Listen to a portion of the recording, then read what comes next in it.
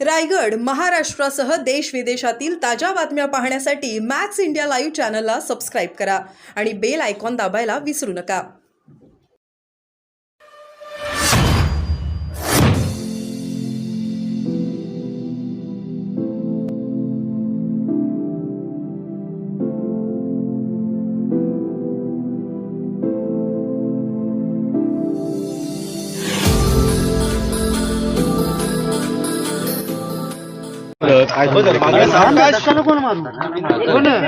Sir, घटनास्थळी आपण आलेले आहात. काय दिसलं तुमच्या पाहणीमध्ये? काय त्रुटी झाली, काय सांगाल?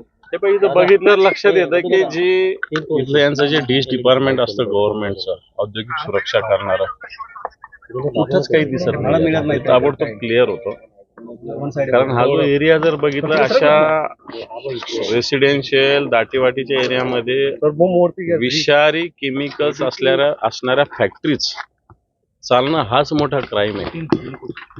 आणि इथे भले 10 कामगार असेल, प्रत्येक कामगाराच्या ठिकाणी रिॲक्टर जिथं आहे तिथं टेक्निकल माणूस असलाच पाहिजे अशा प्रकारचा नियम आहे. इथं कोणताही टेक्निकल माणूस दिसत नाही. कारण रिॲक्टर हँडल करणं काय साध्या कामगाराचं काम नाही, तो करूच शकत नाही. त्याचं काही ड्युटी पण नाही, तो करू पण शकत नाही. त्याच्यावरती अपेक्षा ठेवणं चुकीचं आहे. कारण रिॲक्टरचा स्फोट ज्यावेळेस होतो, ज्यावेळेस टेम्परेचरमध्ये वेगवेगळ्या केमिकलचं प्रमाण जे आवश्यक आहे ते अव्यस्त होतं, त्यावेळेस रिॲक्टरचा स्फोट होत असतो. आणि म्हणून अशा ठिकाणी हा स्फोट झाला. याला जबाबदार पूर्णपणे इथले फॅक्टरीचं मॅनेजमेंट आहे आणि औद्योगिक सुरक्षा विभागाचं दुर्लक्ष या विभागाकडे हे आहे. हा झाला एक भाग. दुसरा भाग, माझ्या माहितीप्रमाणे 2.5 वर्षापूर्वी उद्धवजी ठाकरे मुख्यमंत्री असताना या भागात बैठक झाली होती. या भागात अशा पद्धतीनं जवळपास 450 फॅक्टरीज आहे. त्यातल्या 5 फॅक्टरी ज्या विषारी केमिकलच्या आहेत या इंडस्ट्रियल एरियाच्या बाहेर शिफ्ट करण्याचा आदेश झालेला आहे. काल ऐकलं काही जण, काल महाराष्ट्राचे मुख्यमंत्री इथे येऊन गेले, त्यांनी सांगितलं की आम्ही अंबरनाथ आहोत. परंतु हा निर्णय 2 वर्षापूर्वी झाला. हे आल्यानंतर याच्यावर एक पाऊलही पुढं उचललं गेलेलं नाही. या ऍक्सिडेंटची वाट बघत होते का? एवढ्या 7-8 जणांचा बळीची वाट आपण बघत होतो. कारण हा ऍक्सिडेंट या इंडस्ट्रियल एरियातला पहिला नाही. माझ्या माहितीप्रमाणे मागच्या 2016-17 पासून 5वा-6वा हा ऍक्सिडेंट आहे. अनेक लोकांचे बळी जातात आणि याला सर्वस्वी जसं इथली ही फॅक्टरीचे मालक जशी जबाबदारी, तसं इथले उद्योग विभाग जबाबदार आहे, प्रशासन जबाबदार आहे आणि सरकार सुद्धा जबाबदार आहे. आपण जर बघितलं तर प्रशासन फक्त तात्पुरती कारवाई करते, पुढे काही करत नाहीये.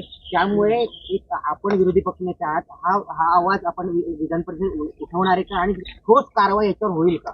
हे पण मागच्या वर्षभरात मी सांगतो, जिंदालच्या कंपनी नाशिकला स्फोट झालेला, बोईसरला स्फोट झालेला, त्याच्यानंतर रायगडमध्ये स्फोट झालेला, इथं स्फोट झालेला, संभाजीनगरला स्फोट झाला, नागपूरला झालेला. हे सगळे स्फोट मेजॉरिटीनं रिॲक्टरचे स्फोट आहे. आपल्याला मी एक आपल्या नजरेत आणू शकतो, बॉयलरच्या विषयी धोरण आहे, रिॲक्टरच्या विषयीचं कोणतंच धोरण नाही. आम्ही वारंवार ही मागणी केली की रिॲक्टर विषयीचं धोरण असावं. कारण अशा छोट्या छोट्या फॅक्टरीज काय करतात, मोठ्या फॅक्टरीनं विकलेलं डिसमेंटल केलेले रिॲक्टर्स अशा छोट्या छोट्या फॅक्टरीज वापरत असतात. ते चूक आहे.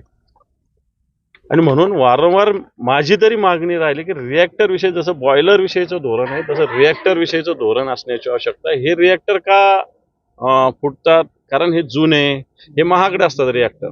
छोट्या कंपन्यांना हे खरेदी करणं सुद्धा अवघड असतं. मग मोठ्या कंपनीनं डिसमेंटल केलेले, फेकून दिलेले अशा पद्धतीने रिॲक्टर ह्या कंपन्या वापरतात आणि त्याच्यामुळे स्फोट होतात. साहेब, सुभाष वर्षामध्ये मोठमोठे स्फोट झाले, अनेक जीवितहानी झालेली आहेत. तर 2016चा स्फोट झाल्यानंतर त्यांनी असं म्हटलं होतं की हा फेज जो आहे हा रेसिडेन्शियल झोन फार जवळ आलेला आहे, तिथून शिफ्ट करणार होता. मी तशी घोषणा केली होती, तसं काही पत्र देखील त्यांनी जारी केलं होतं. नंतर पुढे काही कारवाई झाली नाही.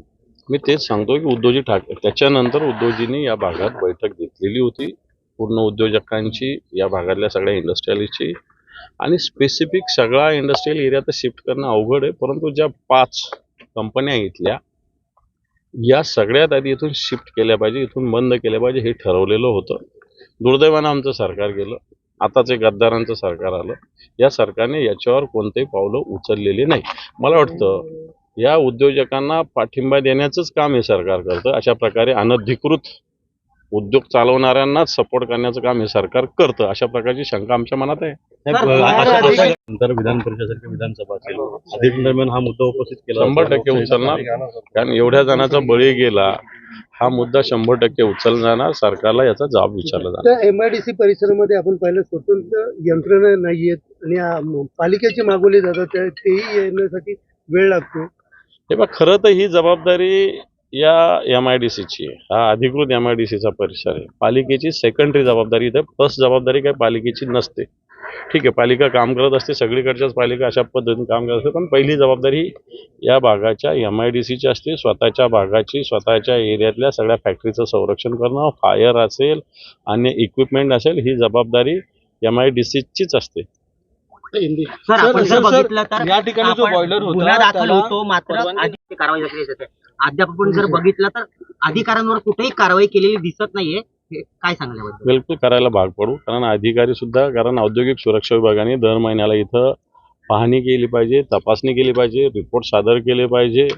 परंतु जो डिश डिपार्टमेंट आहे गव्हर्नमेंटचा, industrial security, department of industrial security, हा जो महाराष्ट्र सरकारचा विभाग आहे कामगार खात्याच्या, हा नुसता कागदावरचा विभाग आहे. यांना फॅक्टरीचे लोक गेटच्या आतमध्ये सुद्धा येऊ देत नाही, अशा प्रकारची स्थिती आहे. मला वाटतं एक तर ते खातं मजबूत केलं पाहिजे किंवा ते खातंच नसलं पाहिजे. दोन्हीपैकी एक गोष्ट सरकारला करावी लागेल. या ठिकाणी जो